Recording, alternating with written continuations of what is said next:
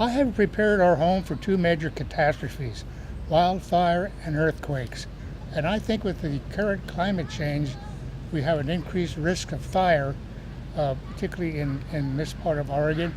And also with that, there is also an increased risk of forest insects and disease that could devastate the trees and forests.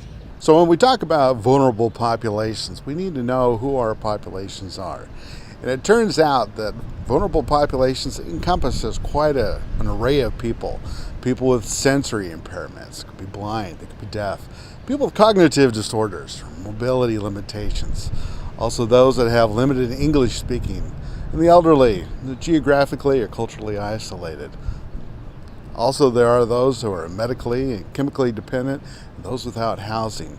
And these are the individuals that we know have the toughest time during emergencies to be prepared, to heed warnings, to find help afterwards. So it's important that we include them in our preparedness and in our planning for emergencies.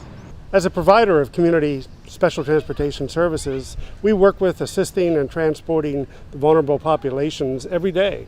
And so in an emergency situation, we're best able to assist folks to both evacuate and to be assisted after an emergency situation. We know where to find folks. We know the special needs that they have to exit buildings, to get into vehicles, special equipment or manipulation needs that they may have, and we're best able to assist them to evacuate safely and to remain in a place of refuge after an emergency situation, possibly for an extended period of time.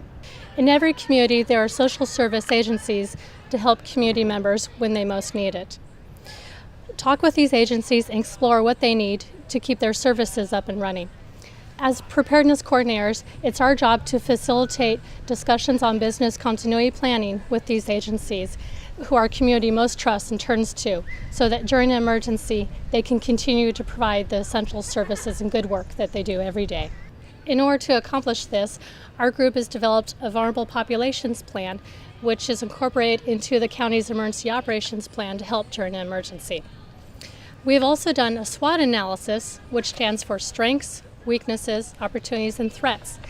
And through this assessment, our work group developed a few goals to work on, including promoting utilization of 211 in the community, developing common messages on emergency preparedness for outreach efforts, developing a local COAD, otherwise known as Community Organizations Active in Disaster, and develop an emergency recovery plan focused on people with functional and access needs.